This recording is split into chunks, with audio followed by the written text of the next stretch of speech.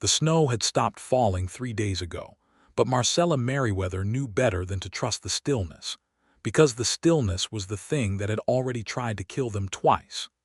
She stood at the frost-rimmed window of the small homestead that her husband Thomas had built with his own hands in the spring of 1882, watching the pale gray light of a Montana January spread itself thin and watery across the drifted land. The cabin sat in a shallow valley east of the town of Cutter's Creek, a valley that had seemed charming and green when they first arrived from Ohio, but which had become, in the months since Thomas died of a ruptured appendix in October, something closer to a trap. The hills on either side caught the wind and funneled it down into the valley in great howling columns, and the snow that fell did not simply fall. It was driven sideways and packed into drifts that climbed the walls of the cabin and sealed the door from outside like a man leaning his weight against it. Marcella pressed her fingertips to the cold glass and counted her remaining supplies in her head, which was a habit she had developed sometime around the second week of December, when it became clear that this winter was going to be unlike any that the old-timers in Cutter's Creek had warned her about. She had flour enough for perhaps another 2 weeks if she stretched it. She had salt pork hanging in the cellar, which was accessed through a trapdoor in the kitchen floor, and she had dried beans and a small sack of cornmeal. She had 2 laying hens left. The others had died in the first hard freeze, and those 2 hens had slowed their production to almost nothing. She had 3 cords of firewood stacked under the lean-to, which would be sufficient if the weather broke soon, and terrifyingly insufficient if it did not. What she had most of, and what mattered more than any of those things, were her 2 sons. Oliver was 8 years old and had his father's square jaw and his mother's serious brown eyes. He was the kind of boy who asked careful questions and then waited, genuinely waiting for the answers, and since Thomas died he had taken to watching his mother with a quiet vigilance that both broke her heart and steadied her. He did not cry where she could see him. He stacked firewood without being asked. He melted snow in the big iron pot when the water barrel ran low. Samuel was 5, and Samuel was the one who frightened her, because Samuel did not understand that they were in danger. He was bright and fierce, and relentlessly cheerful in the way that very young children can be, even in the worst of circumstances. And he chased the 2 surviving hens around the yard on the days when the wind dropped enough to allow the door to be opened, and he drew pictures with a stick of charcoal on the back of an old almanac, and he asked every single morning whether Papa was going to come home today. Marcella answered that question the same way each time, softly, with her hand on the side of his face, and each morning Samuel absorbed the answer and went back to his drawings, and Marcella carried the weight of it alone. She had kept them alive. That was the truth of it, simple and unadorned. She had rationed the food with the precision of a general planning a campaign. She had repaired the gap in the north wall herself, using strips cut from Thomas's old coat and packed in with mud and dried grass. She had dragged firewood through waist-deep snow on days when the temperature dropped so far below zero that the air itself seemed to crystallize, and the trees cracked in the night like rifle shots. She had done all of this without complaint and without anyone to witness it, because there was no one else. The nearest neighbor was a rancher named Horatio Webb who lived 4 miles north, and Marcella had seen him once in November when he brought over a haunch of venison and told her, with the blunt kindness of a man who had survived 30 Montana winters, that she might consider going into town to wait out the worst of it. She had thanked him and declined. The cabin was hers. Thomas had built it. And Marcella Merriweather, whatever else she was not a woman who walked away from what was hers. But on this particular morning in late January of 1883, standing at the window with the pale light on her face and the sounds of her boys sleeping behind her, she allowed herself to feel the full weight of the fear that she usually kept pushed down below her sternum. The fear was specific and practical, as her fears tended to be. The temperature was going to drop again tonight. She had felt it in the air yesterday, a particular quality of coldness that was different from ordinary cold, a kind of eager stillness that the old-timers called the warning. If the temperature dropped severely and the wind came back, she might not be able to keep the cabin warm enough. She might have to make choices she did not want to think about. She was thinking about those choices when she saw the horse. It came over the eastern ridge at a slow, labored walk, the animal moving with its head down against the residual wind, its breath clouding in great white puffs. The rider sat forward in the saddle in a way that suggested exhaustion rather than posture, a dark shape against the white hillside, and as Marcella watched, the horse found the track that led down into the valley, the same track that Thomas had worn smooth in better seasons, now just a slightly less deep impression in the snow, and followed it toward the cabin. She did not reach for Thomas's rifle immediately, because the rider was moving too slowly to be a threat, and because the horse was in poor condition, and because in all her months alone she had learned to distinguish between the approaches of dangerous men and the approaches of men who needed help. This rider needed help. She could see it in the set of his shoulders before she could see his face. She went to the stove and added a log, then pulled her heavy shawl around her shoulders and unlatched the door. The cold came in like a wall, immediate and physical, and she stood in the doorway as the horse reached the yard and stopped. The rider looked up, and she saw his face for the first time. He was perhaps 30 years old, with dark hair under a snow-dusted hat and a jaw covered in several days of beard. His eyes were gray-green, the color of sage in early spring, and his face had the lean, weathered quality of a man who spent most of his life outdoors. He was wearing a long canvas coat that had ice crystallized along the bottom hem, and his gloves were inadequate for the weather. She could see even from the doorway that his fingers were pale against the reins. "Morning," he said. His voice was steady but only just. "Morning," said Marcella. "Get down from that horse before you fall off it." He almost smiled at that.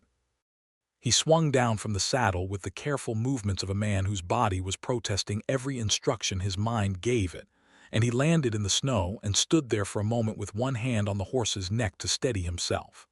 "I'm not going to ask your business," Marcella said, "because whatever it is, it can wait until you are warm. Put the horse in the lean-to. There is hay and I will bring water." "Yes, ma'am," he said, and he led the horse around the side of the cabin without argument.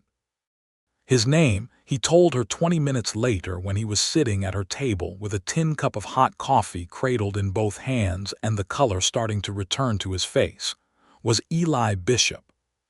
He was a cowboy, or had been. He said the word with a slight pause, as if revising the description in his own mind, who had been riding for the Rafter Cross outfit east of Billings until the previous spring when the owner, a man named Calvin Prout, had sold the whole operation and the hands had scattered.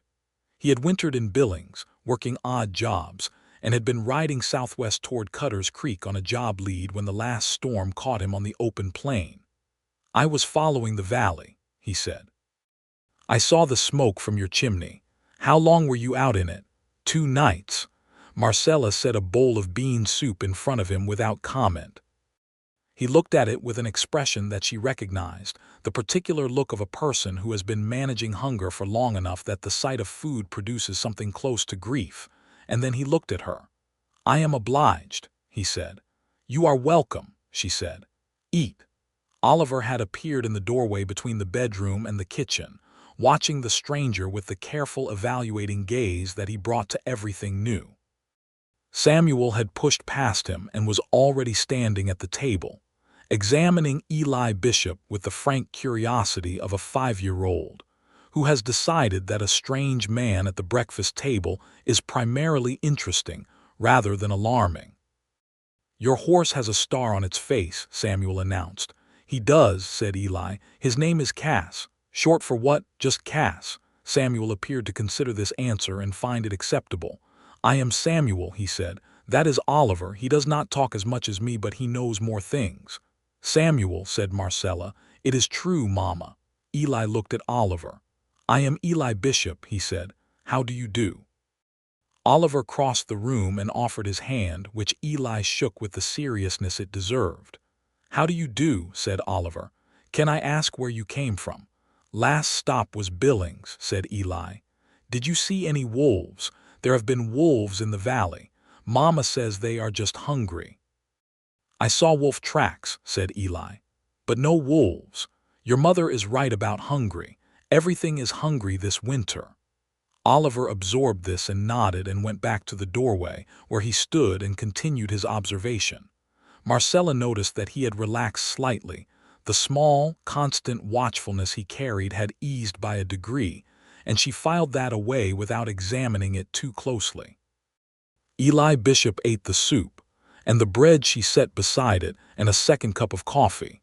And then he sat back and looked around the cabin with the unhurried attention of a man cataloging what he saw.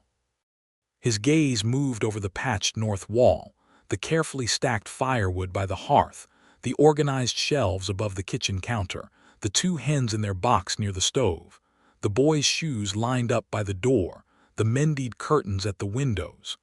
He took all of it in the way a man reads a book, going back to certain passages, considering them. Then his eyes found Marcella, where she stood at the stove with her back to him, and he said nothing for a long moment. She turned around, because she had learned in the past 3 months to notice silence. He was watching her with an expression she could not immediately classify. It was not pity, and it was not the calculating assessment that certain men had given her since Thomas died, men who saw a widow alone and thought about what that might mean for them. It was something quieter than either of those things. "What are you looking at?" she asked. Eli Bishop was quiet for a moment, as though he was deciding whether to say what he was actually thinking. Then he said, "Something worth protecting." The words landed in the kitchen like a stone dropped into still water, and the ripples moved through Marcella before she could stop them. She turned back to the stove and kept her face toward it for a few extra seconds, composing herself, and when she turned around again she was her practical self. "The job lead in Cutter's Creek," she said. "What is it?" "The Dunmore Ranch," he said. "They are looking for a hand to help with the spring work. I have a letter of recommendation from Prout." "The Dunmore Ranch is about 7 miles south of town," she said. "You are 12 miles from Cutter's Creek." "I know. The weather will hold through today. Tomorrow morning you should make it to town in 2, maybe 3 hours if the drifts are not too bad on the south end of the valley. I can give you provisions for the ride." He was looking at her again with that same careful, unreadable expression. "I appreciate that," he said, "but I would like to ask you something first." "Ask. How much firewood do you have left?" she told him. She was not sure why she answered honestly. She had been telling people in general and Horatio Webb specifically that she had enough. She was fine. She did not need anything, but something about the directness of the question made evasion feel ridiculous. Eli Bishop set down his coffee cup. He stood up from the table and she saw for the first time how tall he was, and how the cabin seemed to accommodate him the way a small space accommodates something that belongs in open country, not by making him awkward but by reminding you that open country exists. He put on his coat. "I will cut wood," he said.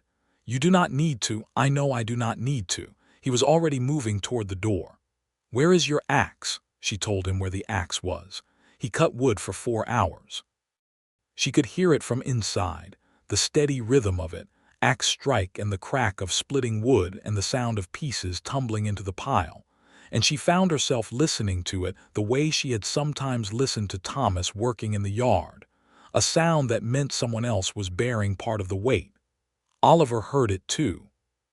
He sat at the table doing his reading lessons from the battered primer she had brought from Ohio, and every so often he looked up toward the sound of the axe with an expression that Marcella recognized, because she had felt it herself. Relief.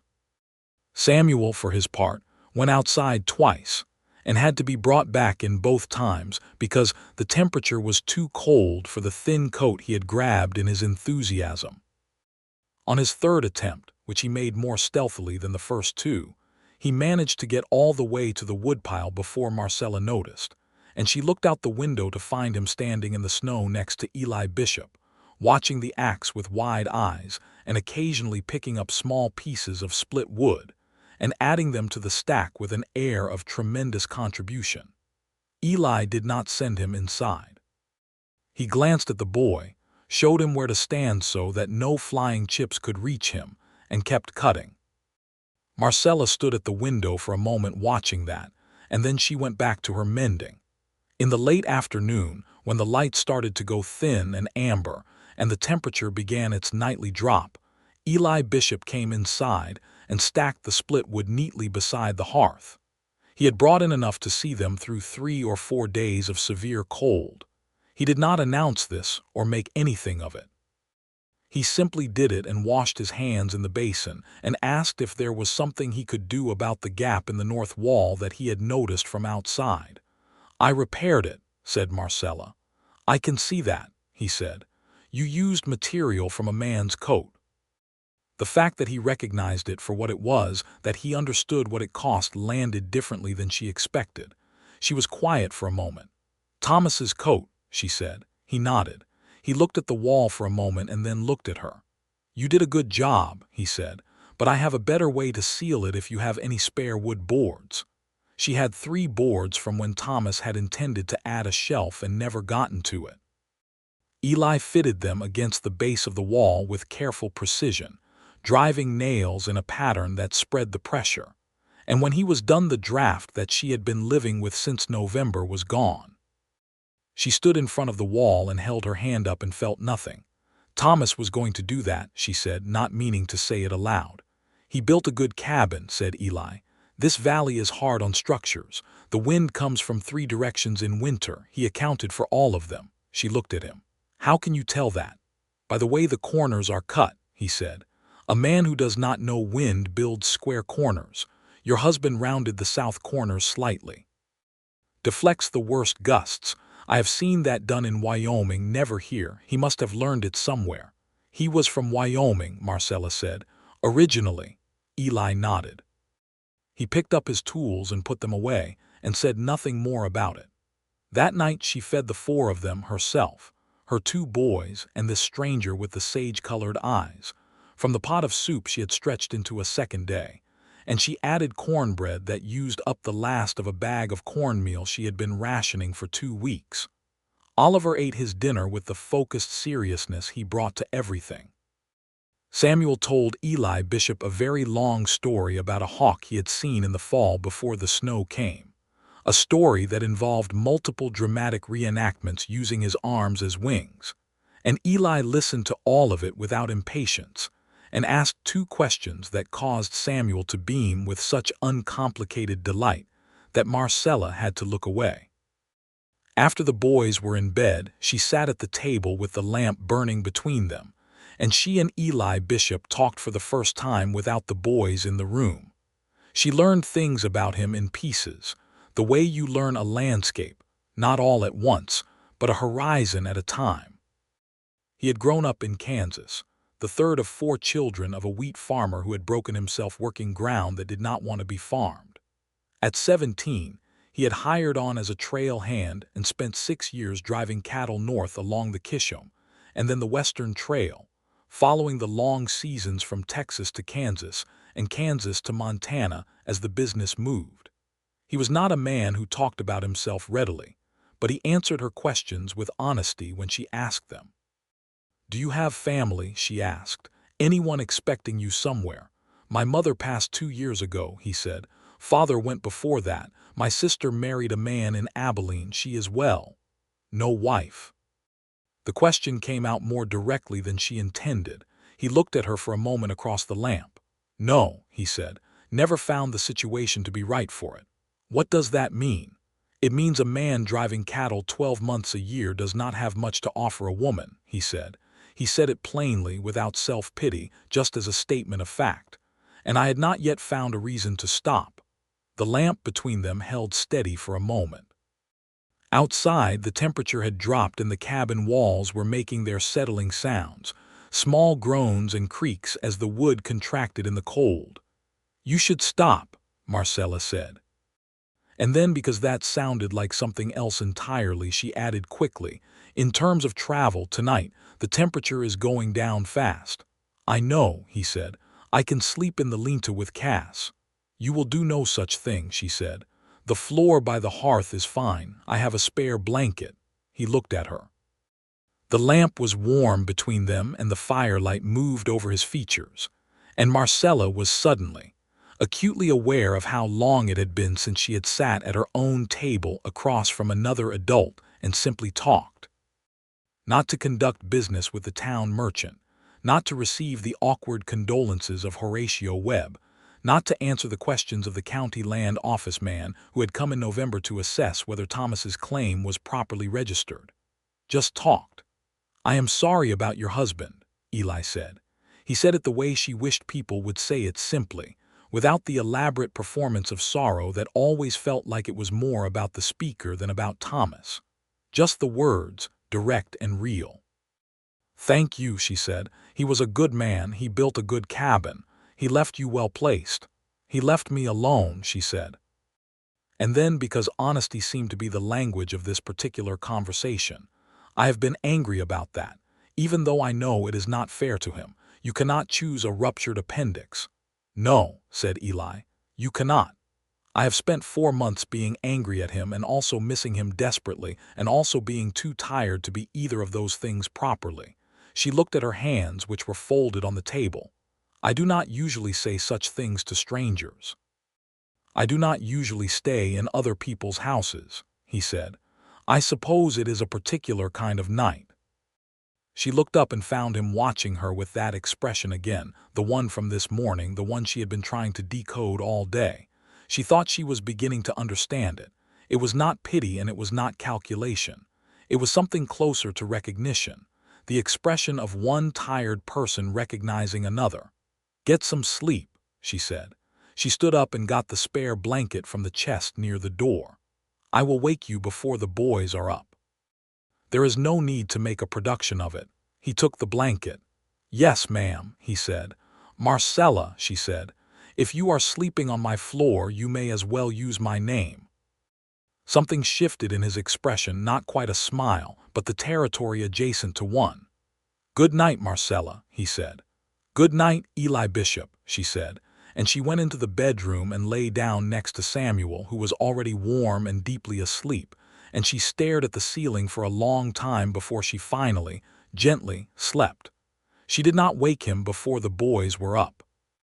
She meant to, but Oliver was awake at first light and had pushed open the bedroom door before she could stop him, and there was a brief moment of the boy standing in the doorway, looking at the man asleep on the floor before Eli Bishop opened his eyes, and they regarded each other with mutual composure.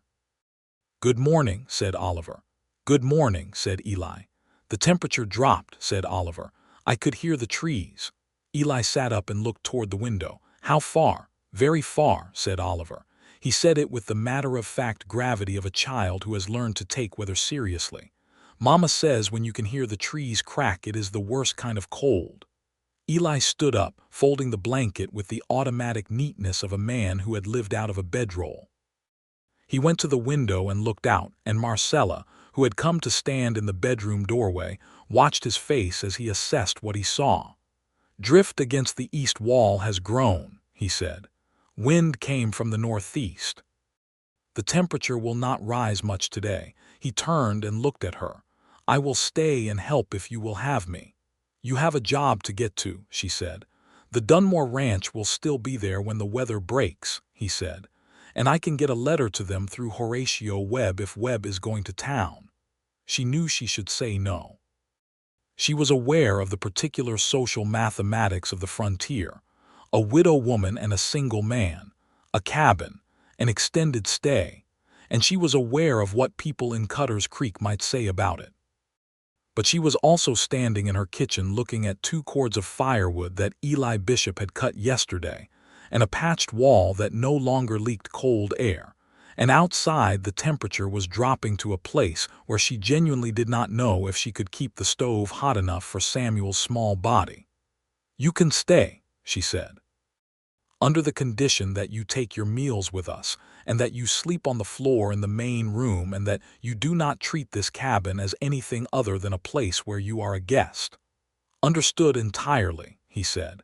"And I want it known between us," she said, "that I am not a woman who requires rescue." He looked at her steadily. "I can see that clearly," he said. You have been rescuing yourself for 4 months. I am just another pair of hands." It was exactly the right thing to say, and she suspected he knew it. She went to start the fire for breakfast. He stayed for a week. It was supposed to be 2 days, then 3, and then the temperature plunged so far below zero that the water in the horse trough froze solid overnight despite the straw Eli packed around it. And by the 4th day, they had all stopped pretending. He was about to leave and simply gotten on with the business of surviving together. Marcella learned things about Eli Bishop in that week that she had not expected to learn. She learned that he was quietly funny, in the way of a man who makes observations rather than jokes, and that Oliver responded to this kind of humor immediately, the two of them developing a running commentary on the behavior of the two hens that made Samuel dissolve into fits of helpless laughter. She learned that he was an extraordinary careful listener, not performatively attentive, not nodding at intervals while thinking about something else, but genuinely hearing what was said and filing it and connecting it to other things that had been said. She learned that he could cook a limited but competent repertoire of camp food, and that he was humble enough to defer to her in the kitchen without making her feel as though she was being managed. She also learned, during a particularly bad night on the 5th day, when the wind came down the valley with a force that shook the door in its frame and Samuel woke, crying from a nightmare, and Eli Bishop sat at the kitchen table in the lamplight unable to sleep either, that he had lost someone too. Not to death in the immediate way Thomas had died, but in the drawn-out, ambiguous way of a thing that ends before it properly begins. He did not say much about it.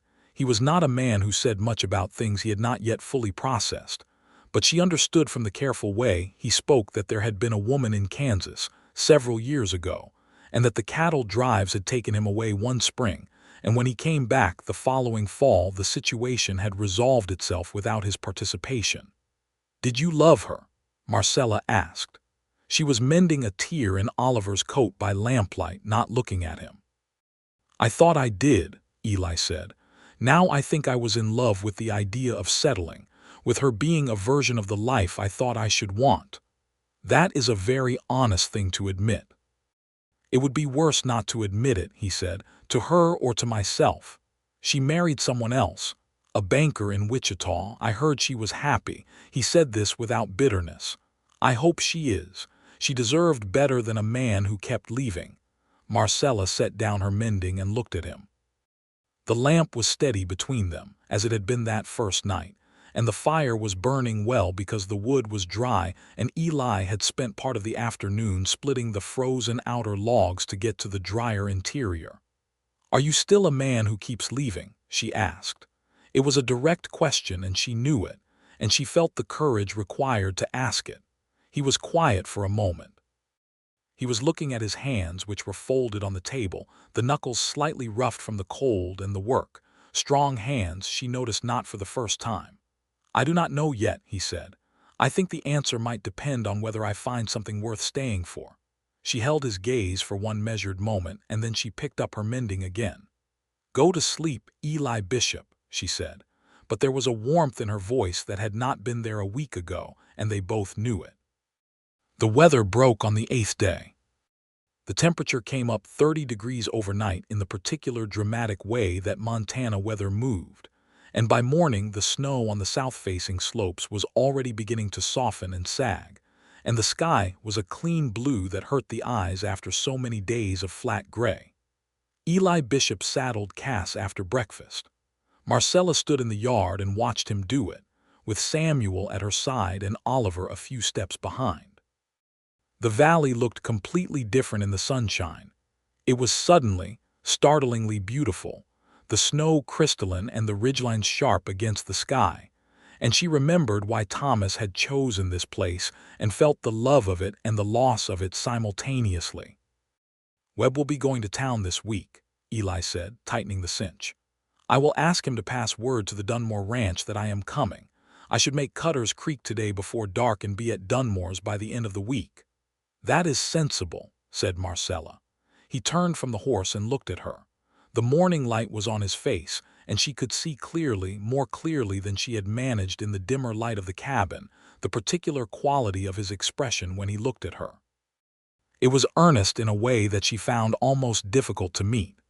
Most men, in her experience, kept their expressions deployed like tools, useful and calculated. Eli Bishop's face showed what was happening inside it. "I want to say something," he said. "Then say it. I know that you did not need me here. I know that you would have managed without me, the same way you managed every day before I arrived." "Yes," she said, "I would have. I also know that this winter is not over and that you are still alone out here, and that the things I cut and fixed will hold for a while but not forever." He paused. There is no good way to say this without it sounding like something it might not be. Samuel looked up at him with enormous interest. Oliver had come forward and was standing beside his mother now, close enough that his shoulder touched her arm. "Say it plainly," said Marcella. "I would like to come back," Eli said. "When I have spoken to the Dunmore people and arranged what work I can, I would like to come back and see how you are getting on, if that is agreeable to you." The morning was very bright and very quiet, and the snow sparkled on the valley floor. "That would be agreeable," said Marcella. He nodded once, the decisive nod of a man who has said what he needed to say and will not belabor it.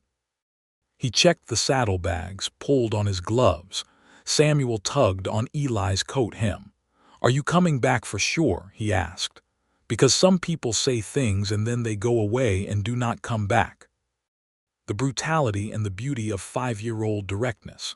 Marcella saw something move across Eli Bishop's face, something that looked like being caught, not in a lie but in the sudden awareness of how much it mattered. He crouched down so that he was at Samuel's level. "I am coming back for sure," he said. "You have my word." "Okay," said Samuel, who appeared completely satisfied with this, and ran back toward the cabin to find his charcoal and his almanac. Eli looked up at Oliver, who was still standing beside his mother with his serious face and his father's jaw. Oliver looked back at him. "Come back before the next snow," said Oliver. "There will be another one. Probably in 3 weeks. "How do you know 3 weeks?" Eli asked. Oliver shrugged. "Papa used to say you get a good spell in late January and then one more hard one before March comes in gentle. So far he has been right about everything this winter." Eli stood up. He looked at Marcella last, and the look held just a fraction of a second longer than any of the others. "Goodbye, Marcella," he said. "Goodbye, Eli Bishop," she said.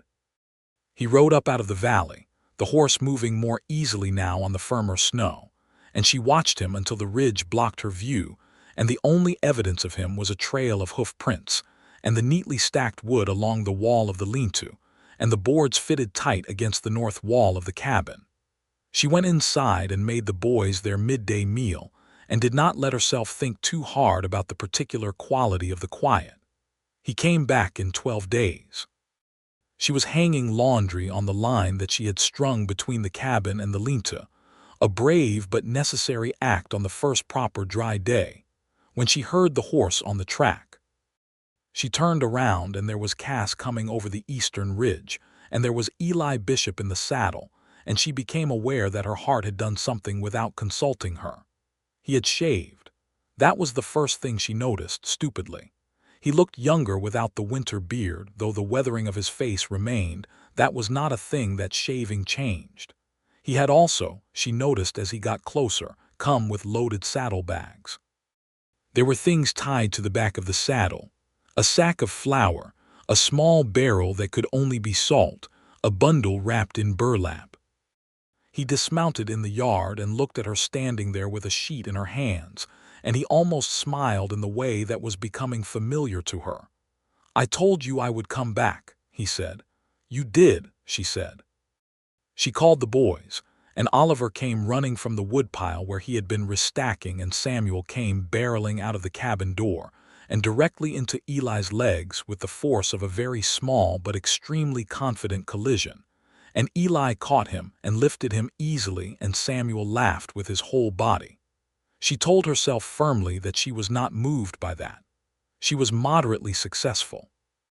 He had arranged things with the Dunmore ranch. He told her over coffee at her table. in the particular efficient way she was learning was characteristic of him.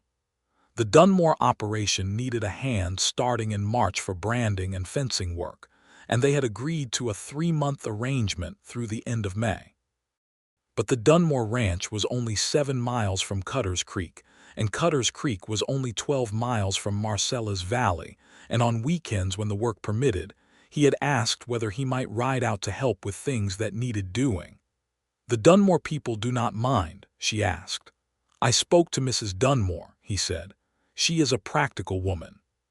She said any man who rides 12 miles in winter to check on a widow and her sons is the kind of man worth keeping track of. Marcella looked into her coffee cup. "I'm not sure I like being described as someone who needs to be checked on." "I told her that," he said. "I told her you were the most competent person I had met in Montana and that checking on you was purely selfish on my part." She looked up.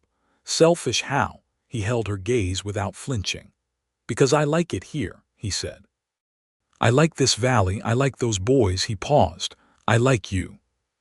The words were simple and they were enormous, and they sat between them on the table without decoration or apology, and Marcella felt the full weight of them and did not pretend she did not. "Eli Bishop," she said, in a voice that was very controlled, "I'm a widow with 2 children and a homestead that needs work and more responsibilities than a reasonable woman should have." "I know that," he said. "I am not in a position to be foolish. I would not ask you to be." She looked at him for a long moment. Outside, she could hear Oliver showing Samuel something at the woodpile, some kind of game involving the stacked logs. The sound of her children playing, the ordinary beautiful sound of it, came through the cabin walls. "Come back on the weekends when you can," she said. "We will see."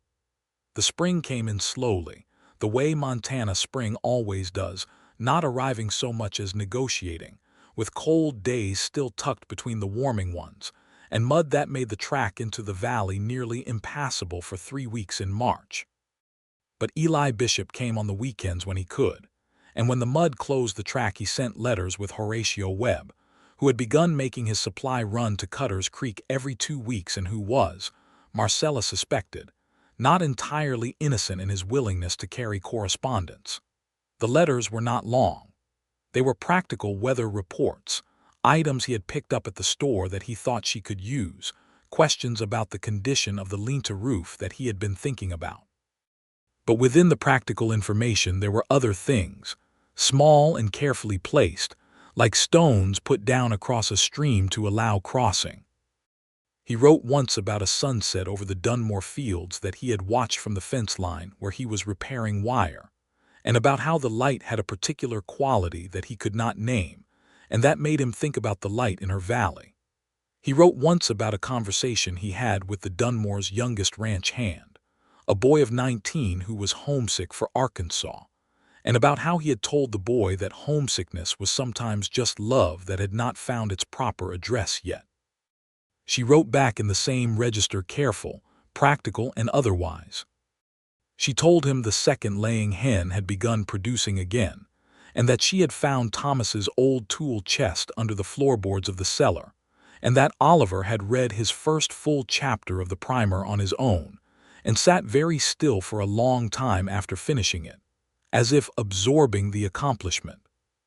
She told him that Samuel had decided to name the hen that was laying again after Eli Bishop, a thing that she had tried to discourage on the grounds of dignity, but that Samuel considered completely logical.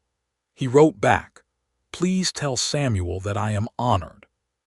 She laughed out loud at that, alone in the kitchen, and stood for a moment with the letter in her hand, feeling the warmth of it move through her.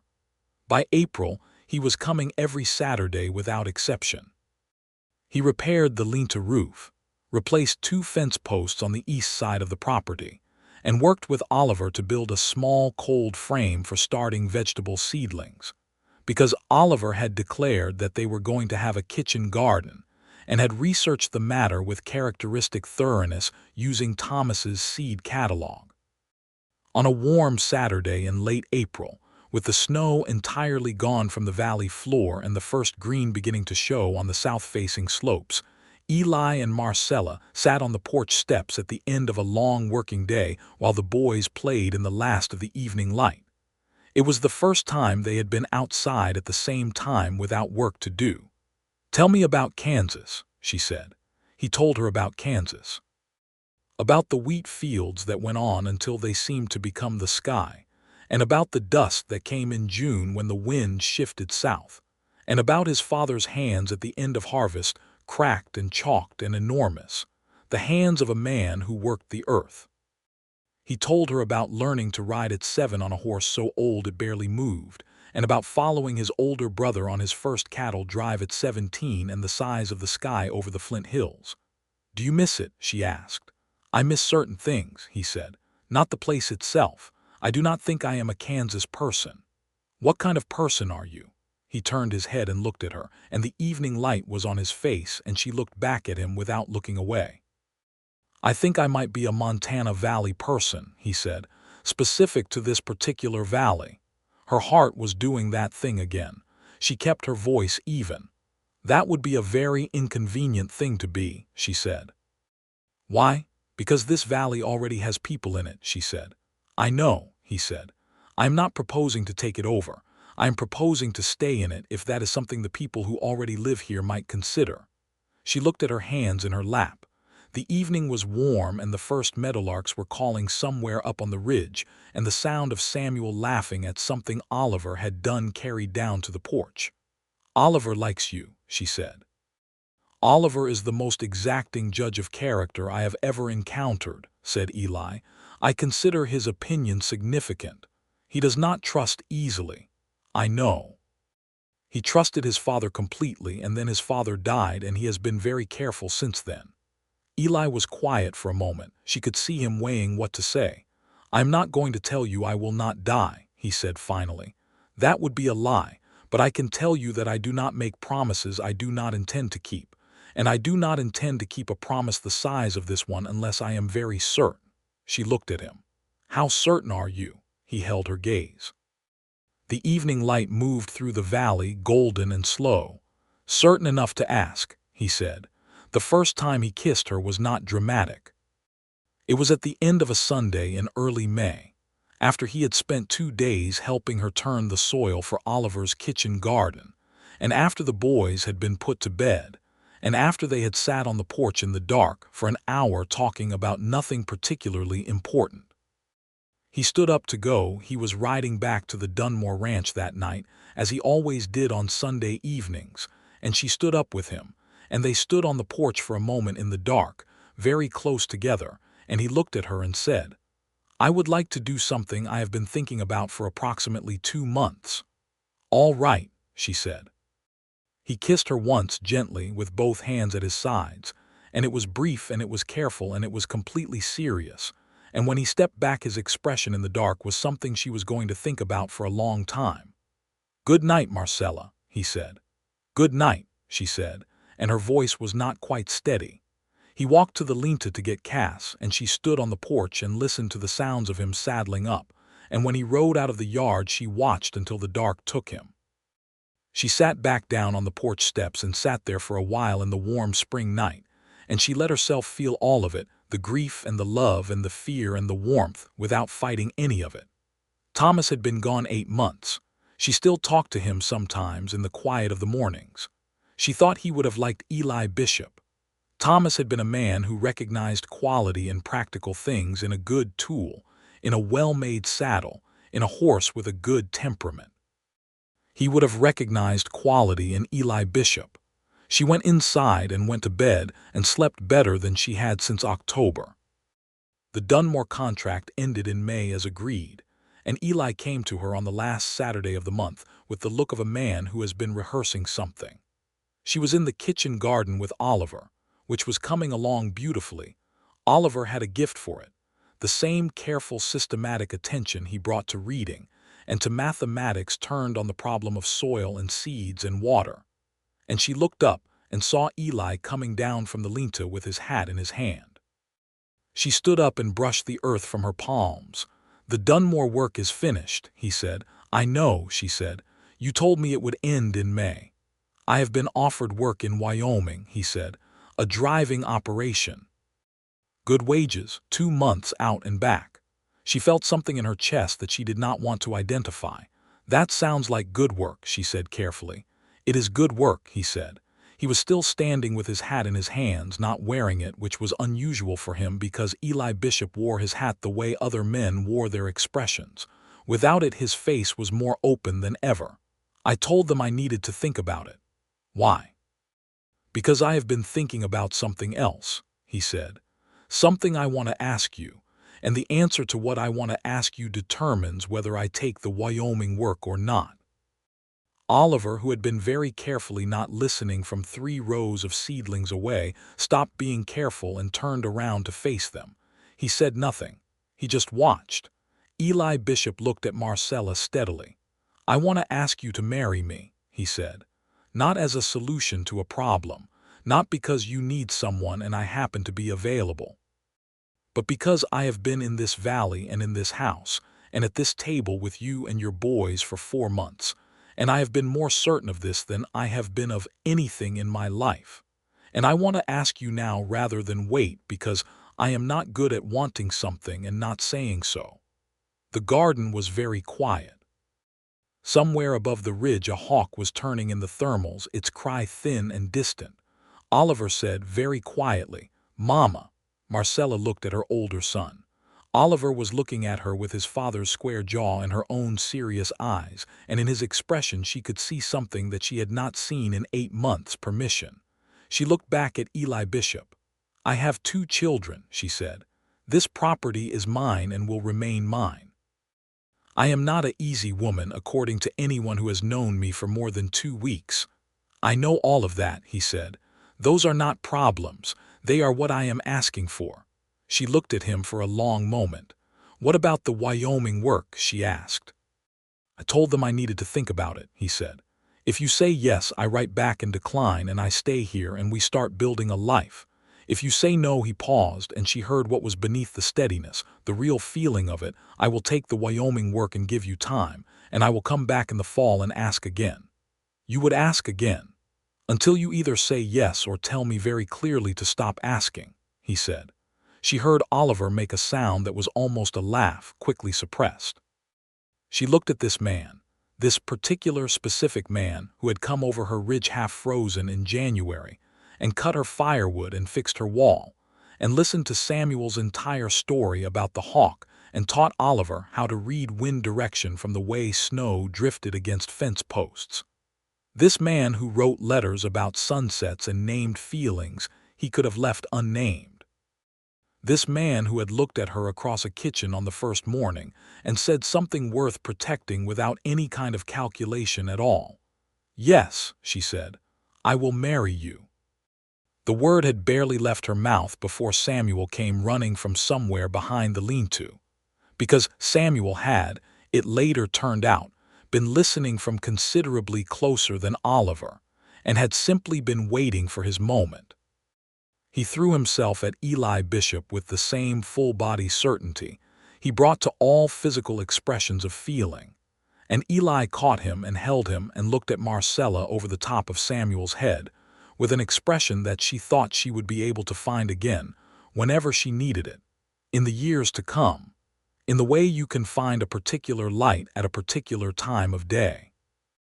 Oliver crossed the garden rows with deliberate steps and held out his hand, and Eli shook it, and Oliver said, "You should know that Papa's tools are in the cellar and you are welcome to use them." It was the most Oliver thing that had ever been said, and Marcella felt the love of it so sharply that she had to press her lips together for a moment. "I am honored," said Eli Bishop. "I will take good care of them."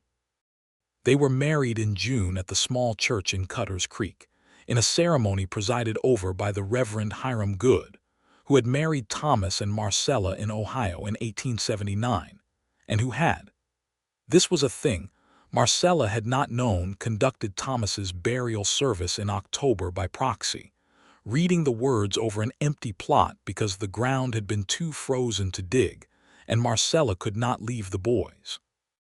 The Reverend, who was now conducting his ministry in Montana rather than Ohio, having followed his congregation west, shook Eli's hand before the ceremony and told him that anyone willing to ride 12 miles through a Montana winter to check on Marcella Merriweather had already passed the most important test. Horatio Webb came. Mrs. Dunmore came with her husband, who turned out to be a quiet, broad man with enormous whiskers who shook Eli's hand for a long time. 3 families from Cutter's Creek, whom Marcella knew from the occasional supply runs, came and filled the small church to a pleasant fullness. Marcella wore the blue dress she had brought from Ohio, which she had taken in twice and which still fit exactly right, and she carried a bundle of the first wildflowers from the valley, which Oliver had gathered that morning with the quiet ceremony that he gave to things that mattered to him. Samuel, who had been given the specific responsibility of standing very still during the ceremony, stood very still for approximately 4 minutes before stage whispering to Oliver that this was taking longer than he expected, at which point several people in the front rows made the kind of sounds that are politely not quite laughter. Eli Bishop stood at the front of the church and watched Marcella walk down the aisle, and she saw his face change when he saw her, the way it opened, all the careful steadiness dropping away for a moment into something purely felt, and she thought, there it is. There is the man. She stood beside him and the Reverend read the words, and when the time came she said I do in a voice that was clear and sure, and when Eli said I do she believed him in the deepest possible way a person can believe a thing. He kissed her at the altar in a way that was brief enough for a church and long enough to mean something, and Samuel said, finally, from the front pew in a tone of tremendous relief, and the church laughed openly this time. After the wedding they went back to the valley, which was now fully summer, the slopes green and the wildflowers running in great sweeps of yellow and purple and white up toward the ridgelines, and the meadowlarks singing all morning in the long early light. Oliver's kitchen garden was thriving, the beans especially, and he had already begun keeping a written record of what worked and what didn't in a journal that Eli had bought him in Cutter's Creek. They built the summer that way, the 4 of them. Eli took on work from several of the surrounding ranches on a day labor basis, which gave them income and kept him within riding distance of the valley. He broke and trained 2 horses for the Webb Ranch, a skill Marcella had not known he had, and watching him work with animals, the patience of it, the absolute absence of force, the way he read the horse's tension and worked with it rather than against it, gave her another piece of him that she turned over in her mind later. He was good with the boys. He was good with them in a way that was specific and real, not performing the role of father figure, but simply being present and interested and reliable in the ways that mattered. He taught Oliver to read weather by cloud formation and wind direction and the behavior of birds, and Oliver absorbed this knowledge the way he absorbed everything, seriously and thoroughly, and then produced it back in conversations with a precision that made Eli grin. He taught Samuel to whittle, or began to, Samuel's attention for the project lasting approximately 20 minutes before he redirected it to chasing the hens, and he found a way to make Samuel feel competent by giving him tasks that were just beyond what Samuel thought he could do and exactly within what he actually could, so that every completion was a genuine achievement. Marcella watched all of this from whatever she was doing and felt a complicated, layered love for this man that was nothing like the love she had felt for Thomas, not better or worse, but different in the way that summer is different from spring, a thing of more heat and more depth and more awareness of what it cost. She told him this one night in early August, in the dark of their room with the summer moon full in the window and Samuel long asleep and Oliver a bar of warm light under his door, reading. "I love Thomas very much," she said. "I want you to know that." "I know that," he said. "I would not expect anything different. What I feel for you is not a substitute for that." He was quiet for a moment, turned toward her in the moonlight. "I know that too," he said. "You are not a woman who substitutes. You are a woman who adds to things." She looked at him. "That is a very precise thing to say. You added to this valley," he said. "You added to those boys. You added to me." She reached up and put her hand on the side of his face, which was a thing she had done to Samuel so many times when Samuel asked his morning question about Papa, but this was entirely different. Eli turned his face into her hand the way a man turns toward warmth. "I love you," she said. It was the first time she had said it. She had been waiting to be sure, the way she was sure of everything, not quickly, not casually, but with the full weight of consideration. He was quiet for just a moment, taking it in, she thought, the way he took in everything she said. "I love you," he said. "I have been loving you since approximately the second day when I watched you ration 4 people's food without making any of them feel rationed." She laughed, a real laugh, warm and involuntary. "That is a very specific moment to have decided." "I am a specific person," he said. In September they learned that Marcella was expecting. She told Eli on a Tuesday morning when the boys were both in the yard, Oliver demonstrating something for Samuel involving a stick and a length of rope, and she told him simply and clearly in the kitchen while the coffee was on the stove, because she was not a woman who made theater of important news. She watched his face. What she saw there was extraordinary. It was not simply happiness, though there was happiness in it. It was something more structural than that, something foundational shifting and settling into place. He looked like a man who has been waiting a long time for a thing he did not know he was waiting for. He came around the table and took both her hands and stood there with her for a moment in the kitchen with the coffee heating on the stove, and she let herself be held for a moment, which was something she was slowly learning to do. "Are you well?" he asked. "I am extremely well," she said. "I have been through 2 of these before. I know what I am doing." "I know you know what you are doing," he said. "I asked if you were well." She looked up at him. "I am," she said. "I am genuinely well." He nodded, and the nodding went on for slightly too long because he was doing something private with his expression and she had the good sense not to comment on it. Oliver's reaction was a long, careful silence followed by a single question. "Will it be a boy or a girl?" "We will find out when the time comes," said Marcella. "I want a brother," said Samuel immediately. "Brothers are the best kind." "You have a brother," Oliver pointed out. "More brothers," Samuel clarified, "for redundancy." Eli laughed out loud at this, and Oliver turned away to hide his expression, and Samuel looked between them with the triumphant satisfaction of a person who has succeeded in being amusing without entirely meaning to. The fall came in gold and clear, and they put up the harvest from the kitchen garden more than Marcella had expected, the beans especially, and a quantity of squash that Oliver considered a personal achievement, and onions and potatoes dug on a crisp October afternoon that smelled of turned earth and coming cold. They worked side by side for those weeks, all 4 of them, with a companionable efficiency that still surprised her with its ease.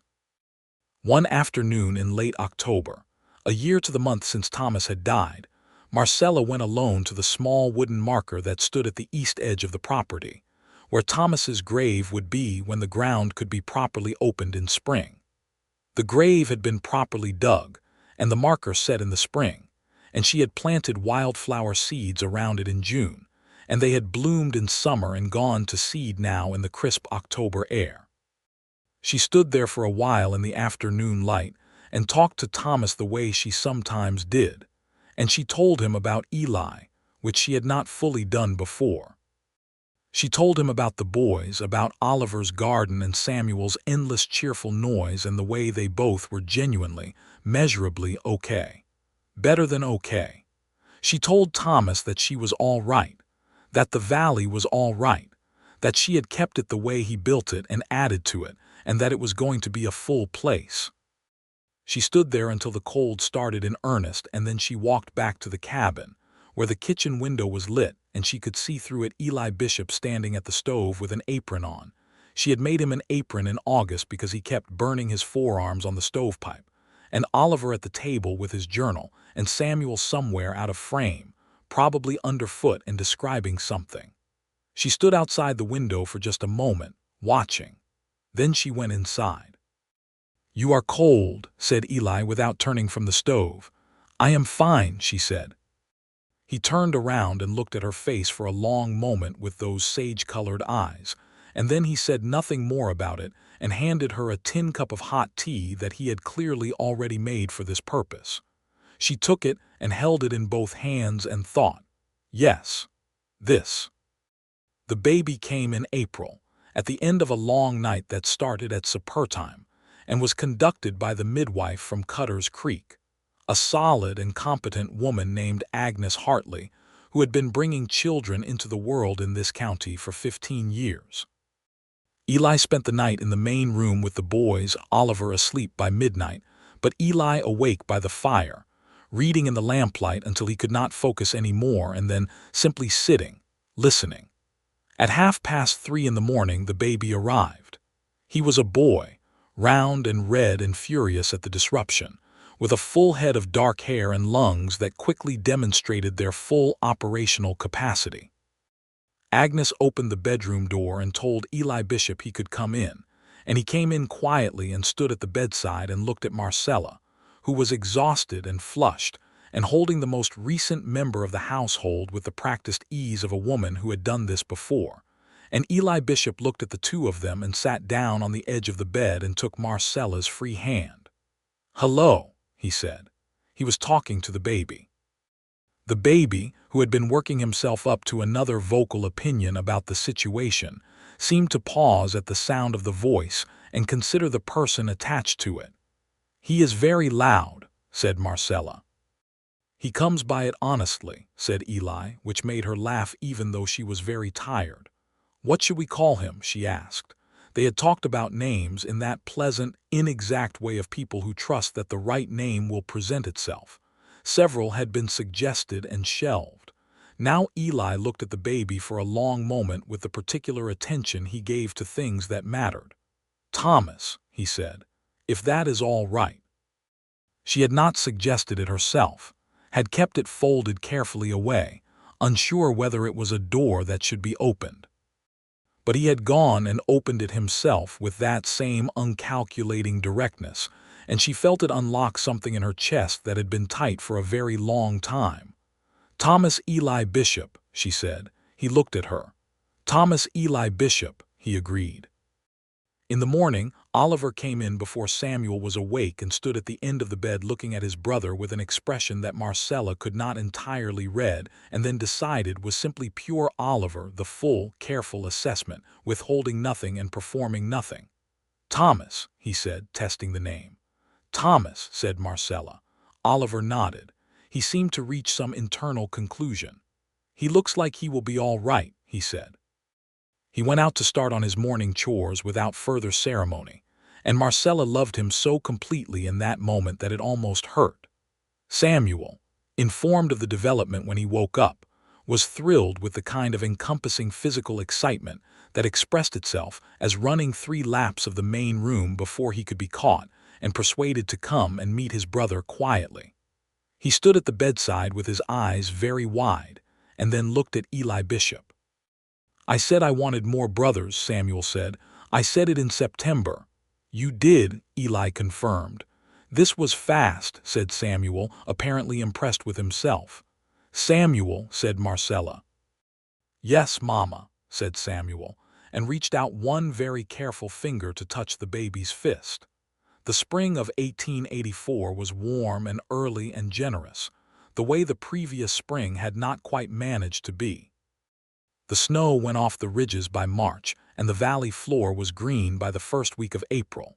And Oliver's kitchen garden, which was now considerably larger than it had been the previous year, and was being maintained with the kind of systematic record-keeping that made Eli occasionally joke that Oliver was going to be publishing agricultural papers before he was 12, was already showing its first seedlings under the cold frame they had expanded in January. Eli had taken on a formal arrangement with the Dunmore Ranch, not as a hired hand but as a partial partner in the horse training operation, which suited his skills and which Mr. Dunmore, who was a practical man, had proposed after watching Eli work for a full season. This meant that he could work largely from the valley, bringing horses to the property to work with them, and the barn that Thomas had started and never finished was completed over the winter, and now stood solid and well-made at the north end of the yard. In May of that year, Horatio Webb rode down to the valley on a Sunday afternoon to bring them news from Cutter's Creek. He had done this periodically since the wedding, functioning as a kind of informal messenger, and he was also, Marcella had come to understand, genuinely fond of her family in the rough, understated way of a man who does not make many attachments, but holds the ones he makes. The news he brought on this particular Sunday was that the county had held a meeting the previous week regarding the land records for several homestead claims in the Valley region, and that there had been a question raised about the filing on Thomas's original claim, which had been made in 1881 under the Homestead Act, and which the county recorder had flagged for a technical deficiency in the refiling that Marcella had done after Thomas's death. "What kind of deficiency?" Eli asked. He had come to stand beside Marcella on the porch when Webb rode in, and his face had gone very still in the way it went when he was thinking carefully.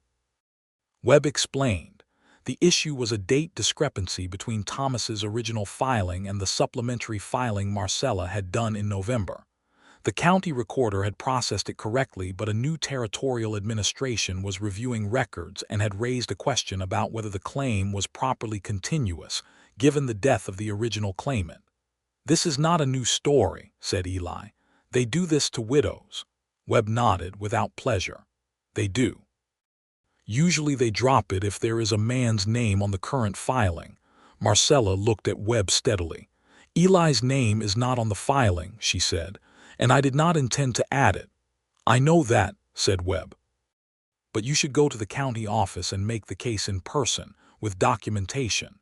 If you have the original filing papers, Thomas's land survey, and the marriage record—" "I have all of those," she said.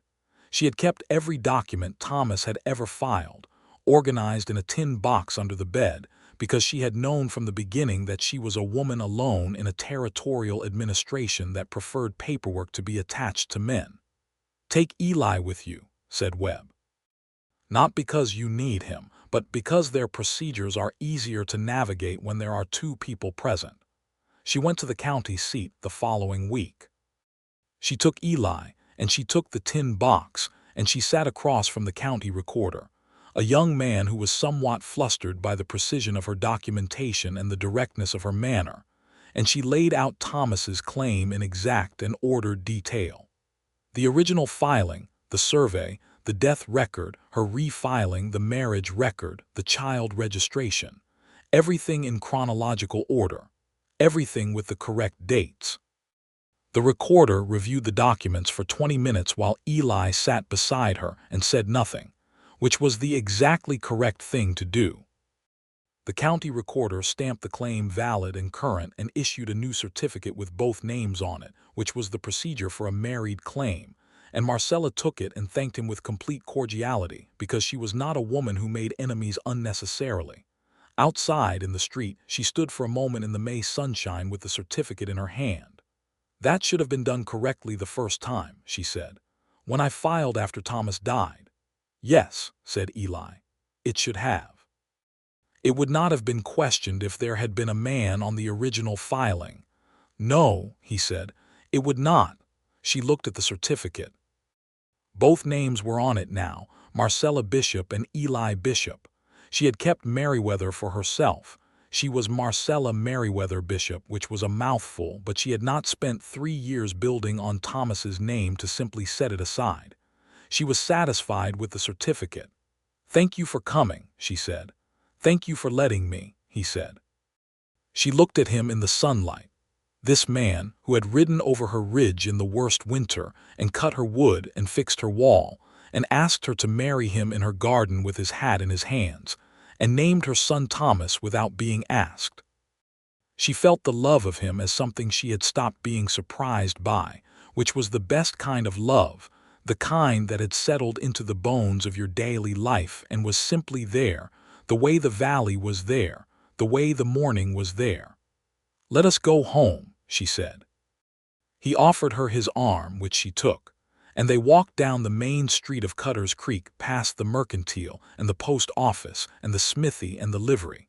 and she was aware that people were watching in the way that people in small towns watch things that confirm what they like to believe about the world, and she did not mind being watched. The summer of 1884 was the best summer Marcella had known since coming to Montana.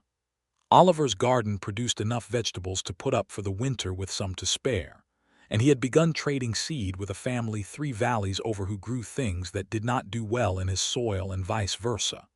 A commercial arrangement he had negotiated himself at the age of 9, with the focused thoroughness that Eli said would make him either a very successful farmer or a very excellent lawyer.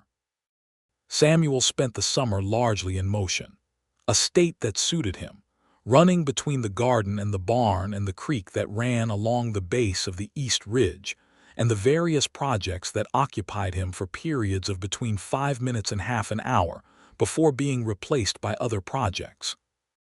Thomas, who was called Tom at home, simply and immediately was growing with the speed that small children grow at, so that every few weeks there seemed to be more of him, and he had his father's dark hair and his mother's serious eyes and a temperament that appeared to combine both of them, thoughtful and very, very determined. He was not a passive baby. He was a baby who engaged with the world directly and vocally, and with great conviction. Eli Bishop walked through all of it, through the summer mornings and the long afternoons, and the evenings on the porch and the nights, with a steadiness that Marcella thought she would never entirely stop marveling at.